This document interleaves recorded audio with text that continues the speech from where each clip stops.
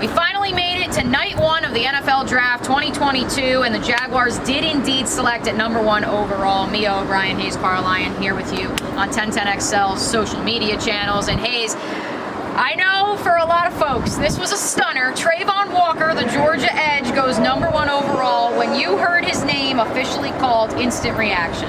Yeah, I mean, I think it's the biggest, or one of the biggest gambles at number 1 that we've seen in NFL draft history.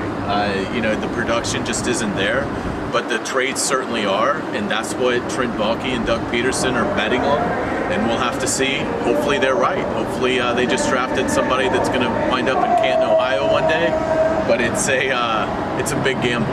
I found it really fascinating in the immediate aftermath when we were speaking with Doug Peterson and Trent Baalke that Doug Peterson specifically said we need to find a spot for him. He's versatile, that's why we took him, but we need to find him a spot because we've seen guys like Tavon Bryan, Dwan Smoot have to be moved all along that defensive line for 3 years before they finally found a home. And did you pick up on that as well, that like Doug kept saying, like, yes, he was the best overall athlete, but we need to find him a home? Yeah, they're sort of talking out of both sides of their mouth a little bit because Doug's also saying, the versatility and how great the versatility is. But I was glad that he said what he said about we need to focus in on one position with Travon and let him really get to work with that, because they have done that. It's been a big mistake of not knowing where to play guys, asking them to do too much too soon.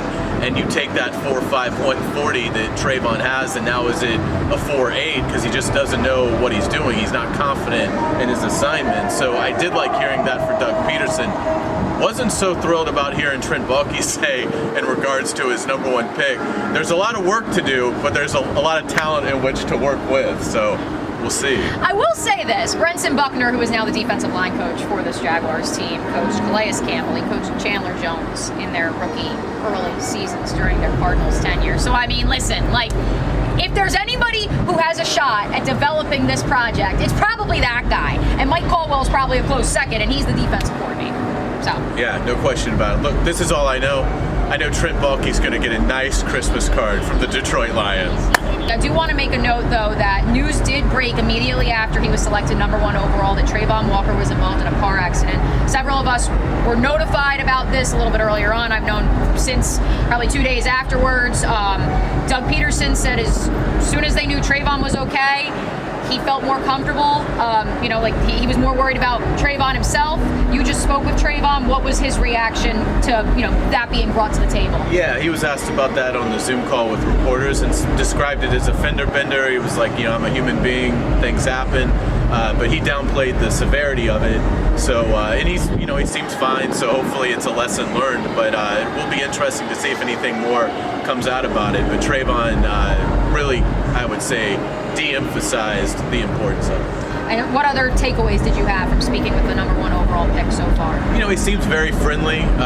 He seems like very appreciative.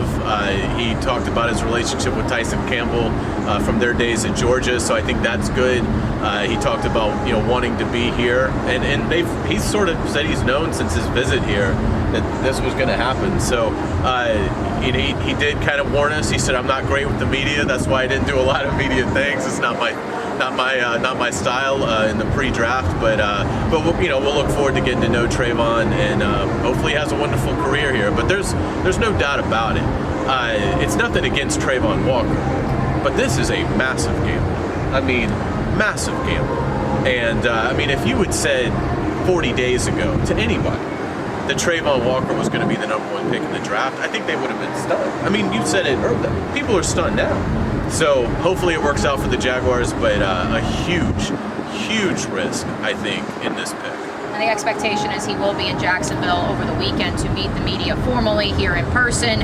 And we will have to wait and see who joins him in the class of 2022. We are going to be bringing you reports all weekend long right here on 1010XL's video, media, multimedia, social media channels. You can keep it right here all weekend long. 2022 NFL Draft rolling on.